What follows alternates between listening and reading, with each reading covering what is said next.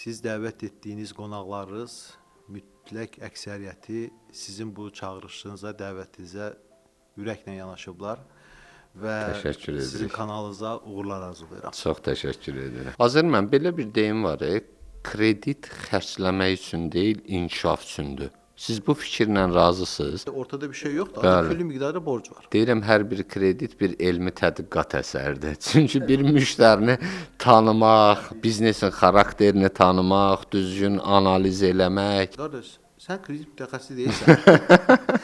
O da şübhələndi, hardan bildi? Deyir, bu qədər sualları ancaq kredit mütəxəssisi verər. Olubmu ki, zamanında indi düşünürsünüz ki, kaş bunu elə 20 il, 25 il qabaq bu səhv eləməzdin. Komandanın üzvünə sən etibar etməlisən. Zaten etibar etməsən o komandanın üzvü olmaz. Salam hörmətli izləyicilər, Bankir Masası verilişinin növbəti buraxılışı efirdədir. Bu gün biz kredit risklərindən və eyni zamanda komanda idarəçiliyindən danışırıq. Bugünkü qonağımız Xalq Bankın baş risk inzibatçısı Azər Zəlizadədir. Azər mənim xoş gəlmisiniz. Çox sağ olun Rami müəllim. Təşəkkür edirəm. Necəsiz? Hər şey yaxşıdır. Çox sağ Yaxşı olun. olun. Siz də yaxşı olasınız. Çox sağ olun. Başlayaq elə bəlkə kreditdən, kredit riskindən başlayaq Azər müəllim. Buyurun. Ümumiyyətlə bir kredit təsdiqləyərkən siz bir baş risk inzibatçısı kimi daha çox intuisiyanıza güvənsiniz, yoxsa rəqəmlərə, nəyə çox güvənsiniz? Rami müəllim, ilk öncə fürsətdən istifadə edib sizə təşəkkürümü bildirmək istəyirəm dəvətiniz üçün və əminəm ki, siz dəvət etdiyiniz qonaqlarınız mütləq əksəriyyəti sizin bu çağırışınıza, dəvətinizə ürəklə yanaşıblar və Təşəkkür sizin edirik. kanalınıza uğurlar arzulayıram. Çox təşəkkür edirəm. Sualınıza gəldikcə, təbii ki, bayaq qeyd etdiyiniz kimi, mənim hardasa aşağı yuxarı 26 il kredit sahəsində təcrübəm var və bu 26 il ərzində kreditlərin haqqında, müraciətlər haqqında verdiyi qərarlarda müstəsna rolum olub. Və təbii ki, siz burada qeyd etdiyiniz ki, sualda intuisiyaya və yaxud da ki, rəqəmlərə. Yanaşma olaraq mənim fikrimcə hər ikisi də önəmlidir. Çünki rəqəmlər konkret hər hansı bir maliyyə durumu və onun perspektivi, inkişafı, bazar payı bunlardan bəhs edir. Doğrudur. Və ondan az olmayan intuisiyadır. Təbii ki, intuisiyanın baş-başına buraxma olmaz. O da sinirli bir çərçivədə olması lazım. Doğrudur. Və qərar vermədə isə hesab edirəm ki, rəqəm üzərindən daha çox əsaslandırmanız daha doğrudur. Çünki intuisiyadır, ola da bilər, olmaya da bilər, daxili bir hissiyat da ola bilər. Ancaq təcrübəmə əsaslanaraq onu demək istəyirəm ki, çox hallarda rəqəm üzərindən və intuisiyadan müəyyən bir pay üstünə qoyduqda hesab edirəm ki, düzgün qərar əldə etmək olur. Doğrudur. Doğrudur. Təşəkkür. Bir kredit veriləndə bir dənə səhv qərar vermək banka itkiyə başa gəlir, düzdür? Təbii. Bəs bir dənə doğru imtina vermək banka nə qazandırır? Çox maraqlı sualdır. Təbii ki, hər hansı bir səhv qərar verilməsi itkidir və düzgün, doğru verilməsi, düzgün imtina qərarı verilməsi isə bu gələcəkdə olacaq itkilərdən qaçırılmasıdır, belə deyək. Çünki bildiyiniz kimi hər hansı bir qərarın bir əsası olmalıdır, məntiqi izahı olmalıdır. Və bu qərara görə də hər bir şəxs öz səlahiyyətlərinə görə məsuliyyət daşıyır. Və burada komanda üzvlərinin, necə izah edim fikrimi, tam müstəqil şəkildə öz fikirlərini, öz rəylərini bildirməsi mütləq şəkildə lazımdır. Nəyə görə ki, bu hər hansı bir rəhbər şəxsin ola bilər ki, qərarı yanlışdır, yanaşması yanlışdır, müəyyən deyək ki, negativ fikirlər formalaşıb, ancaq reallıq yenə də altdan, aşağıdan gəlir və rəhbər şəxsə toplanır və aldığı məlumatlar əsasında qərar verir. Düzgün imtina dediyiniz qərar gələcəkdə Maliyyə İnstitutunun itkilərindən sığortalanması deməkdir. Doğrudur, doğrudur. Azər mən belə bir deyim var, kredit xərcləmək üçün deyil, inkişaf üçündür. Siz bu fikirlə razısınız? Yəni bəzən kredit götürürlər, istehlak məsəl üçün, ehtiyac olmayan şeyə yönləndirirlər. Bu da insanları uğursuzluğa aparır. Doğrudurmu? Yəni sizcə həqiqətdə kredit inkişaf eləyənlər üçündürmü? Xərcləyənlər üçün deyilmi? Kreditə müraciət edənlərin təbii ki, ilk öncə öz düşüncələrindən asılıdır. Təbii ki, bu bayaq qeyd etdiyim dövr ərzində bir çox müraciətçilərlə, borcalanlarla qarşılaşmışıq, hansı ki, müraciət edir, ancaq məqsədini bilmir, nə üçün götürür.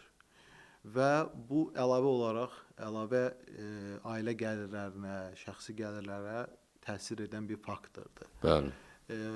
Borcalanlar özündən asılı olmayaraq siz dediyiniz prinsiplə gedəndə sonunda görürlər ki, yəni belə doğru desək ortada bir şey yoxdur, ancaq külli miqdarda borc var. Bəli. Təbii ki, kredit inkişaf üçündür. Mən belə hesab edirəm. Hər bir götürülən borclanma bunun məqsədi olmalıdır, təyinatı olmalıdır və bunun hansı müddətdə icra edib borcu bağlayacağı haqqında daxili bir düşüncələri olmalıdır.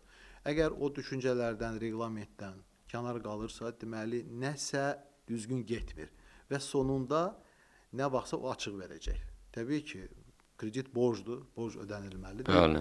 Bu harada getsə borc qalacaq üzərində. Ona görə hesab edirəm ki, sualınızda çox düzgün vurğuladınız ki, kredit məqsədli yönüm və inkişaf üçündür.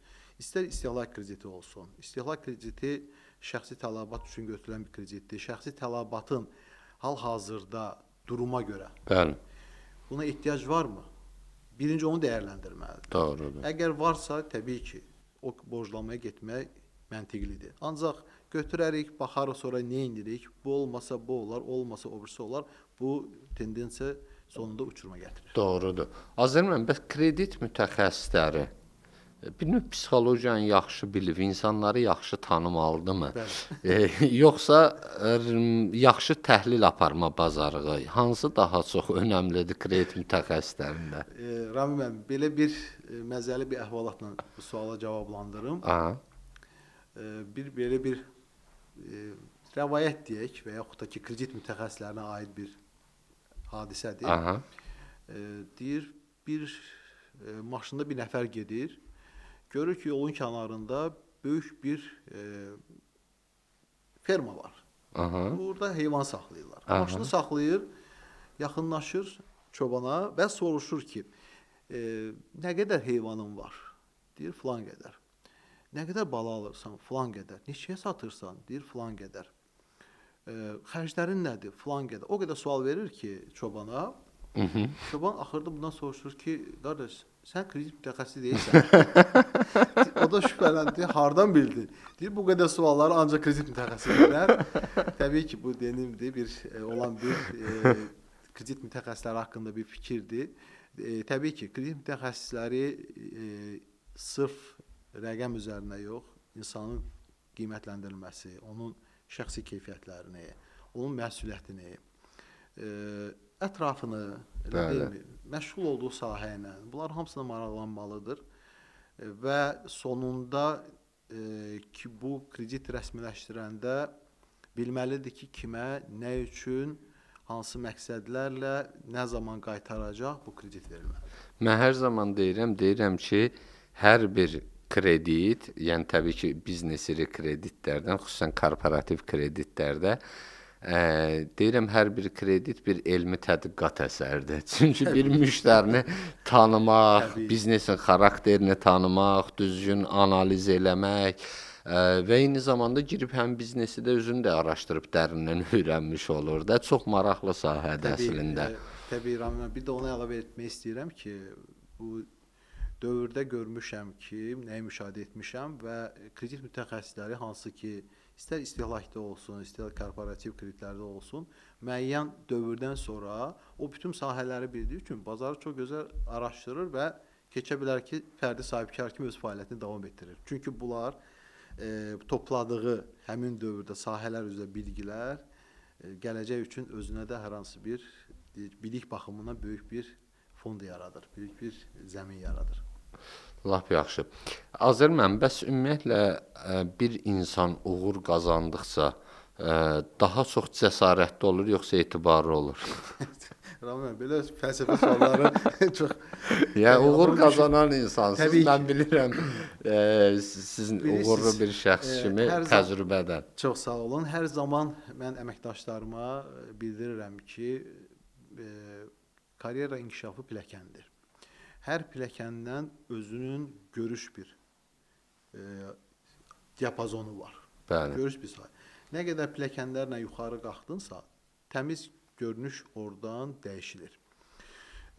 Hesab edirəm ki, uğur qazandıqca məsuliyyət artmalıdır. Və hər bir şey, çünki uğur qazandıqca səlahiyyətlər artır, vəzifə artır və bununla paralel olaraq verdiyin qərarı ətrafdakılara hamısına təsir etmək qaçırılmazdır. Bəli.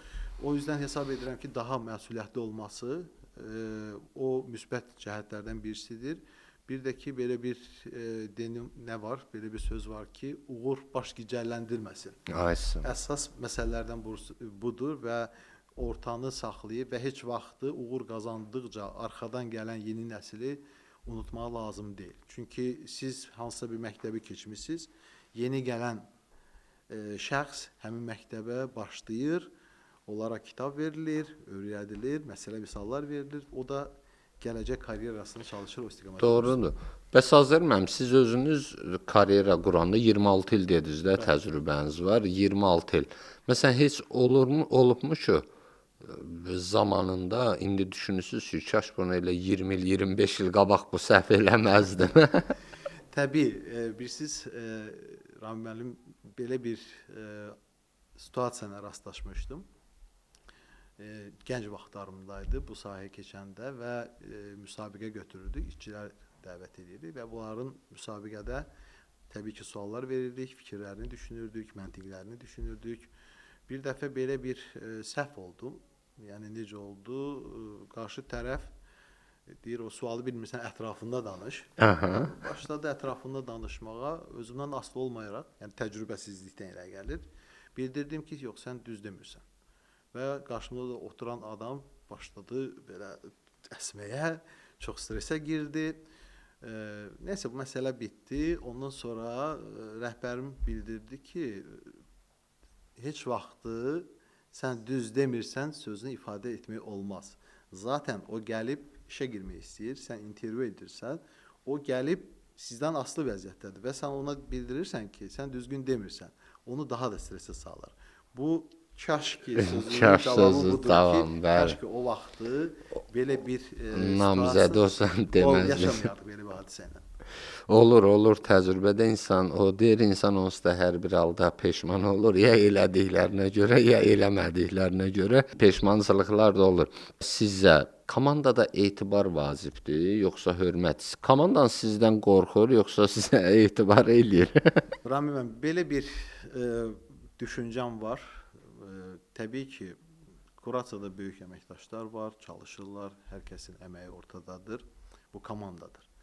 Və birinci növbədə hesab edirəm ki, komandanın üzvünə sən etibar etməlisən. Zaten etibar etməsən o komandanın üzvü olmaz. Bu sırf əməkdaş və rəhbər şəxs münasibətdə. İkinci, onun qayğısına qalmalısan. Hər hansı bir problemləri, dəstək ola biləcəyin bir şey varsa, mütləq bunu həll etmək lazımdır. Bəli. Üçüncü isə tələb etmək lazımdır. Əgər bu üçü bir yerdə toplanmasa, komanda üzvü hiss eləsə ki, inanmırsınız, o çəkiləcək kənara, komanda üzvü olmayacaq. İkinci, siz onun qayğılarına qalmasanız, arada fürsət tapıb öz problemlərini həll eləyəcək. Və bu ikisi olmadan siz ondan tələb etsəniz, nəticə 100% almaq mümkün deyil. Bəs bir gün elə səhər digər qonaqlarında o etibar məsələsinin üstündə danışırdıq. Orada maraqlı bir fikirlər səsləndirdi ekspertimiz Mahir müəllim. Etibar məsələsi həqiqətdə biraz həssas mövzudur. Məsələn, yeni götürən işçiyə birdən-birə etibar eləmək olarmı? Tam yox. Açıkçası tam yox. Çünki komandanın üzvünə gəlir, deyir, su girdi qaba, Oldu oldu için. içməli. Bunu götürəndə ancaq bu suyun da müəyyən dövrü var, qalması dövrü var. O yüzden təbii ki, onun sınaq dövrü var, onun həmin dövrdə hərəkətləri, münasibətləri, diqqətçiliyi, biliklərini tətbiq edilməsi, bunlar hamısı şərtdir. Və ondan sonra təbii ki, ona daha böyük işlər tapşırılır, nəticə əldə olunur, olunmursa səbəbləri araşdırılır. Ola bilsin, hər insanın bir tutumu var. Bəli. Yəni ondan çox ona verdikdə zaten o yükün altına qalxa bilmir. Ancaq istiqamət üzrə bəlli edəndə ki, bu istiqamət üzrə daha effektivdir və həmin əməkdaşı o istiqamət üzrə yönətmək daha doğrudur. Yəni insanın öz sənəti həyatda hər şeyə yansıyır da, düzdür? İndi siz baş risk inzibatçısı, riskə meyilli insan və yeni işini götürəndə stres test eləyirsiniz. İlk öncə CV formasında orada stresə davamlılıq. Yəni bu təbii ki, bir məcazi mənada daşıyır və təbii ki, bu sektorda çalışanlar amma etiraf edər ki, iş yükü, məsuliyyət, dəqiqlik, şəffaflıq, bu bilavasitə bu sahənin, sektorun prioritet, yəni əldə tutan bayrağıdır. Bu olmasa zaten güvən olmaz və biznes düzgün getməz və əməkdaşlarımız da çalışır ki, gəlir, görür, götürür, öyrənir, yanaşmaları bilir, komandaya uyğunlaşır və komanda işinə öz töhfəsini verir. Doğrudur. Deməli, Azər, mən bir dənə case baş vermişdi. Mən o vaxtda kredit mütəxəssis işləyəndə bir gün müştəri bizneslə məşğul olurdu. Bu da elektron çiplər, telefon aksesuarları satırdı. Bu binanın podvalında olduğuna görə binadan kanalizasiya turbası partlayıb, bütün biznesi bir gecədə batırmışdı. Təbii ki, sığorta da yoxdur. Sığorta da yoxdur təbii ki. Proses necə oldu? Bu adam gəldi təklif elədi ki, bax mənim evim girovdadır, burada mənim taleyim həll olur. Ya siz risk eləyin mənə, təzədən kredit verin, mən təzədən durum ayağa, çünki hər şeyi batırmışam. Ya da ki, götürün evimi, məhv eləyin məni. Yəni, həqiqətdə elə durumlar olur ki, bəzən rəqəm bir də insanın taleyinə təsir eləyən qərar. Bu situasiyada siz hansına, yəni ən ağır sizin üçün hansıdır? İnsanın taleyinə təsir eləyən qərar verməkmi, yoxsa rəqəmlərə söykənib qərar verməkmi? Təbii ki, insan. Bizim fəaliyyətimiz, varlığımız, biz özümüz də insanıq, yəni hamımız kimi vətəndaşıq. Çalışırıq ki, vətəndaşlarımız zaten dediyiniz кейsdə zaten zərər görüb. Əlavə problemlərə yaşatması üçün onun deyək ki, müflis olunmasına, batırmasına belə bir fikir heç vaxt da olmayıb. Sadəcə olaraq qurumların da maliyyə dəstəyi bir yerə qədərdir. Öz risklərini dəyərləndirir və yeni maliyyə ayrılması üçün yeni qrafik tədbir olunur. Deyək ki, müəyyən güzəşt müddətləri verilir ki, bərpa eləsin biznesi. Təbii ki, düşünürəm ki, maliyyə sektorları buna daha meyillidir. Bəli. Çünki təbii ki, təminat var, o deyək ki, kreditin sığorta hissəsidir, ən son pis variantda əl atdığı bir instrumentdir.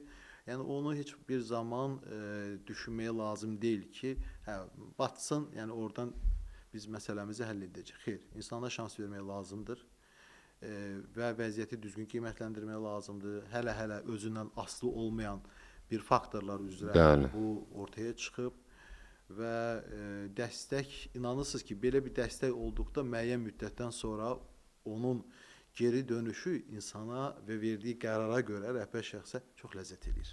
Doğrudur. Bizim komitə də qərar vermişdi ki, bu insana dəstək göstərib yenidən maliyyələşdirirlər. Təminatı da düzdür, likvid idi, bankın da öz risklərini bağlayırdı. Yenidən maliyyələşdirirlər, onu ayağa qaldırırlar. Sonra müştərinin həmişə bir sözü var idi. Deyirdi, bank mənim daim oldu, bibim oldu, xalam oldu. Deyirdim, niyə elə deyirsən? Deyir, çünki batanda heç biri yanımda olmadı, amma mən pul qazananda hamısı yanımdaydı. Batanda heç biri yanımda olmadı, mənim yanımda tək bank oldu. Ona görə mənim bütün xalam oldu, daim oldu, bibim oldu, hamısı bankdır. Çok güzel. Çox gözəl. İnanırsınız ki, indi həmin o şəxsin daxildən keçirdiyi hissləri siz bir Və əlbəttə insanın taleyini həll eləyir. Yəni insan bir evi də əlindən gedə bilərdi, bütün həyatı dəyişə bilərdi. Bəzən qərar verəndə bəli insan çətin situasiyalarla üz-üzə qalır. Bəs ümumiyyətlə müəllim, səhv eləyən bir əməkdaş hansısa bir qərar səhv etsə, proses səhv var. Bunu cəzalandırmaq daha rahat məsələdir, yoxsa onu özünə inandırmaq? Təbii ki, cəzalandırmaq ən asan prosesdir. Çünki ortada qaydalar var, təlimatlar var, prosedurlar var. Hər hansı bir kənarlaşma, bu cəzalandırmaq ən asan məsələlərdən birisidir. Ancaq düşünək ki, bu həmin o əməkdaşı işə götürməsi, onun insan kimi ömründən müəyyən bir zaman xərclənməsi, bankın ona vəsait ödənilməsi, maliyyə xərcləri, bu sonunda gətirib çıxardır ki, həmin səhv edən əməkdaşı demotivasiya ola bilər və təmiz ruhdan düşə bilər. Hesab edirəm ki, ilk öncə buraxılmış səhvlərin araşdırılması lazımdır. Bayaq qeyd etdiyim kimi, hər bir insanın bir tutumu var. O tutumdan artıq, bəlkə də tutumdan artıq iş verilib. Tamamilə. Buna görə də bu səhvləri buraxır və səhvlərin araşdırılıb bir nəticəyə gəlinməlidir ki, bu bilərəkdən olunub və yaxud bilərəkdən olmayıb, sistem xətası olub, diqqətsizlik olub. Bu adımlarda əməkdaşın ilk öncə araşdırıb və hesab edirəm ki, şifahi xəbərdarlıq, sonra xəbərdarlıq, bu getdikcə bu inzibati tənbih tədbirləri sərtləşdirilə bilər. Əgər aşkarlansa ki, təbii ki, bunu bilərəkdən edir, məsuliyyətsiz yanaşır, o necə deyir, başqa bir temaya çıxardır.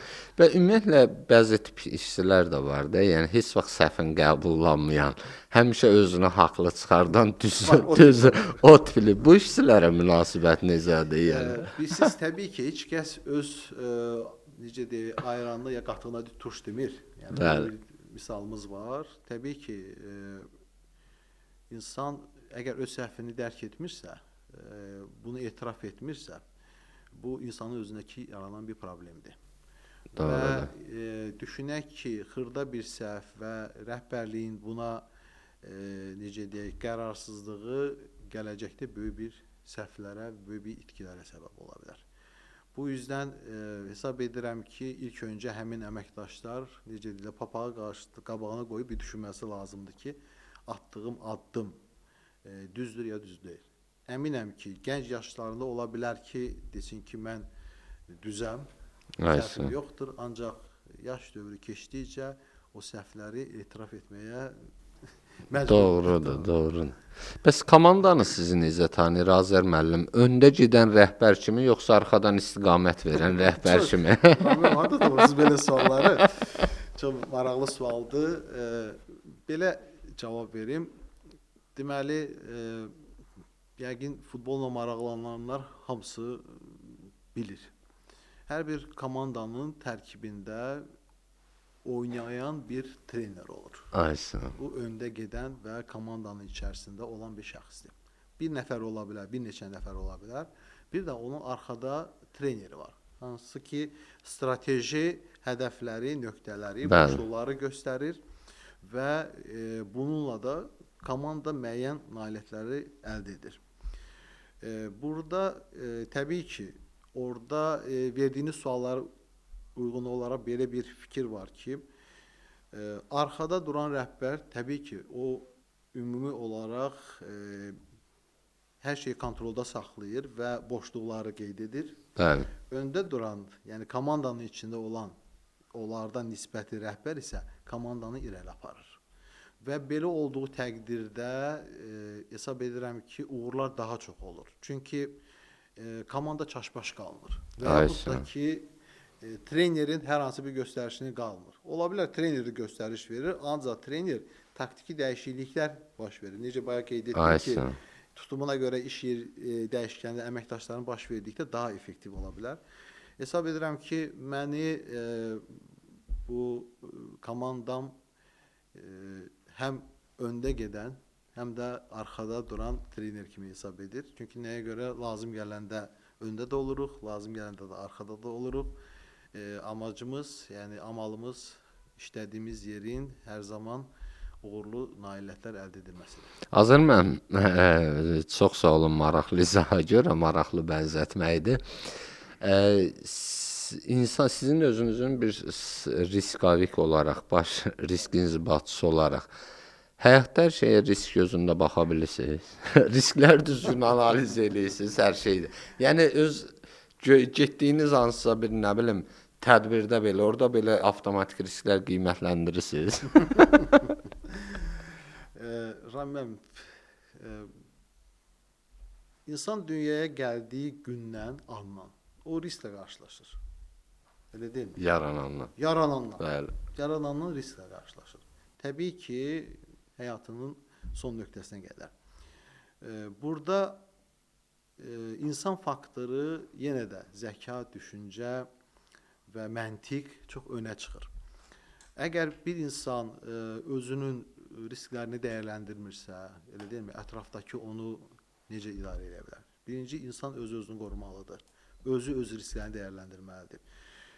O ki qaldı digər laqeydsiz insanlar, hansı ki başlarına müəyyən bir hadisələr gəlir. Bu hadisədir. Hadisədən heç kim ortalanmayıb, qaçılmayıb. Ancaq hadisənin ehtimalı insan özünü dəyərləndirməlidir ki, belə bir hadisə ola bilər ya yox. Bu mənə hər hansı bir təhlükə yaradır ya yox. Bu baxımdan hesab edirəm ki, risk o deməkdir ki, ehtiyatlı ol. Risk ehtiyatlı olmaqdır. Ehtiyatı minimuma, belə deyək də, itkini minimuma salmaqdır. Təbii. Ola bilər ki, belə bir, gəlin belə danışaq, hər hansı birində Bakı şəhərində yaşayırıq, küləkli hava olur, yəni rüzgar şiddəti yüksəkdir və biz küçədə ağacların altında çıxmışıq gəzintiyə. Sizcə bizim ehtimalımız nə qədərdir ki, hər hansı bir xəsarət ala bilərdik? Təbii ki, yüksəkdir. Təbii ki, yüksəkdir. Ancaq belə bir havada düşünürük ki, biz ağac olmayan yerdə gəzək, risklərimiz aşağıdır. Bu yüzden deyirəm ki, insan gərək öz risklərini tamamilə doğrudur. Azər müəllim, risk əgər danışa bilsəydi, insanlara nə deyərdi? Çox maraqlı suallardır. Risk danışa bilsəydi, siz hər bir şey... Deyərdi ki, risk eləməyin. Yox, deyə bilərik, yox. Risk olmasa zaten yaşama mümkün deyil. Hər bir şeydə risk var. Bayaq qeyd etdiyim kimi, riskləri düzgün dəyərləndirməsi lazımdır. İstər şəxsi həyatında, istər iş karyerasında, istər cəmiyyətdə o mütləq şəkildə öz risklərini dəyərləndirməlidir. Və qeyd etmək istəyirəm ki, riskin dili olsaydı, deyərdi ki, günah məndən getdi. Gözəl söz. Çox gözəl. Gözəl. O mən birində bir verilişə baxmışdım. Bir böyük bir səhv eləmirəmsə TEDx idi. Burada bir ekspertə sual verirlər ki, Allah insanlara bir kəlmə söz desəydi, amma bircə cümlə nə deyərdi? İnsanla ümumi bəşərə mesaj. Çox gözəl bir söz deyir. Məncə deyərdi ki, hamınız məni yanlış anladınız. Çox gözəl. Çox gözəl həqiqətdə söz dedi. Azər müəllim, çox sağ olun maraqlı müzakirə üçün. Həqiqətdə çox dəyərli fikirlər, gözəl müzakirələr, vaxt ayırdınız, gəldiniz. Təşəkkür edirik. Minnətdarıq. Son bəlkə tövsiyə verəsiniz. Bəlkə kimsə məsəl üçün kredit mütəxəssisidir, gələcəyin riskavik olmaq istəyir. Kimsə əməliyyatçıdır, riskavik olmaq istəyir. Yəni sahə dəyişmək istəyir. Rəhbərlərin həmişə tövsiyələrini mən sonunda mütləq dəyərləndirirəm. Bir bu tövsiyəni eşidərdik sizdən. Bir də məsləhət bildiyiniz bir kitab adı. Nə oxusunlar və ümumiyyətlə birinci yaxşı riskavik olmaq üçün hansı addım atsınlar və hansı kitabda oxumağı bunların formalaşması üçün vacib hesab edirsiniz? Qeyd etmək istərdim ki, yaxşı risk işçisi, əməkdaşı, o sahəni bilən şəxs kimi o demək deyil ki, hər şeydən şübhəli yanaşmalıdır. Xeyr. Sadəcə olaraq qazandığı və itkiləri düzgün dəyərləndirməlidir. Və nəticədə, sonucda nə əldə edəcəkdir, onu düzgün dəyərləndirməlidir. Burada ehtimal nəzəriyyəsi mütləq şərtdir. Bəli. Və bu ehtimal nəzəriyyəsi sırf öz fikirlərinə görə yox, datanın üzərindən gəlməlidir. Olunması, ehtimal olunan hadisələri dəyərləndirməsidir mütləq şəkildə və bunun faiz nisbəti tapılmalıdır. Neçə faiz ola bilər? Bu faiz yüksək olduqca da deməli risklərin olması ehtimalı çox artır. Gənc əməkdaşlara hansı ki qarşısına məqsəd qoyub gələcəkdə risk sahəsində işləməyi planlaşdırırlar. Allah nəsib etsin. Bunun üçün mütləq şəkildə bir nömrəli hesab edirəm ki, çox diqqətcil, hər şey detallara fikir verən və keçmişi baş vermiş hadisələri heç zaman unutmayan bir olması vacibdir.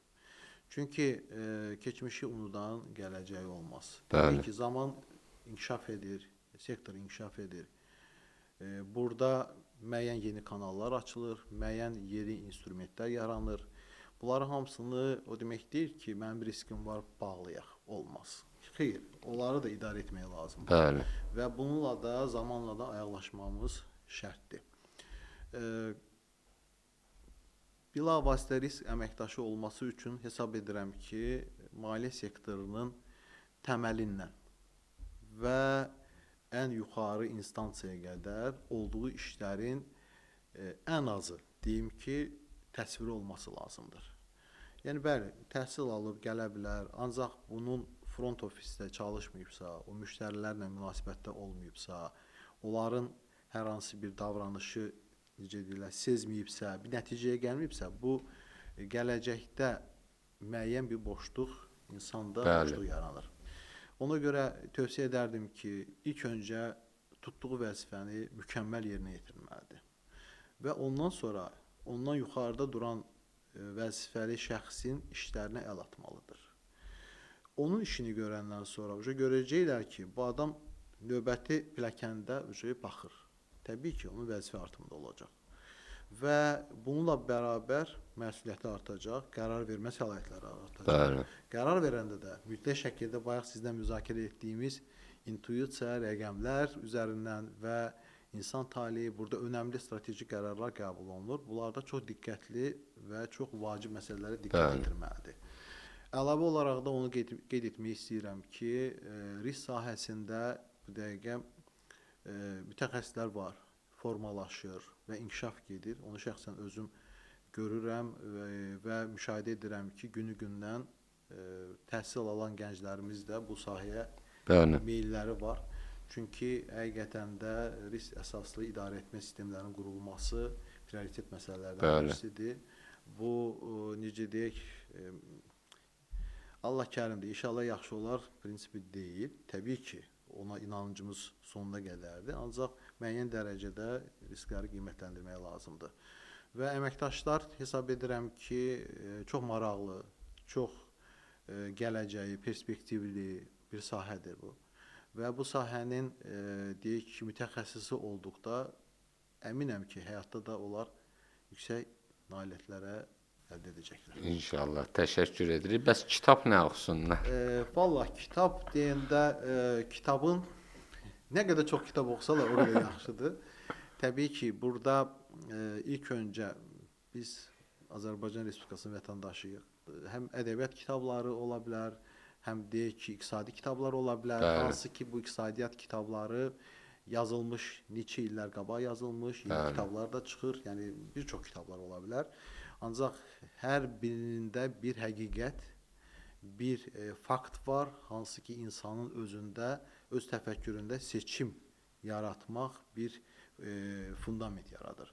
Və insan öz həyatında da necə inkişaf edirsə, necə hansı yolu gedirsə, oxuduğu kitablarda, ədəbiyyatlarda və seçim edir ki, mən hansı yolu getməyim daha doğrudur. Tamamilə doğrudur. Çox təşəkkür edirik Azər mənim dəyərli fikirlərin üçün. Həqiqətdə mən də eyni fikirdəyim, tam dəstəkləyirəm. Bizə bu təlimə də gəlir, məsələn, əməliyyatçıdır, kredit mütəxəssisidir və s. deyir, mən ya compliance və yaxud da ki, risk sahəsində gələcəkdə özümü görürəm və mən həmişə də vurğulayıram, bunu təcrübədə görmüşəm. Deyirəm, ən yaxşı risk obyektlər zamanında siz əməliyyatçı və kredit mütəxəssislərindən çıxır.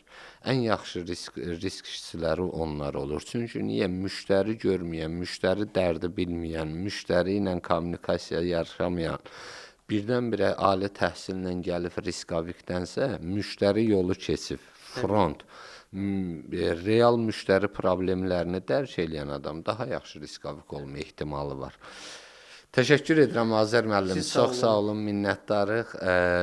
Gözəl fikirləriniz, məsləhətləriniz üçün çox sağ olun. Bununla da bizim bankir masası verilişinin növbəti buraxılışı sona gəldi, əziz izləyicilər. Əgər siz də növbəti buraxılışda hansı şəxsin qonaq olmasını istəyirsinizsə, mütləq şərh bölməsinə yazın. Sağ olun, növbəti görüşlərədək.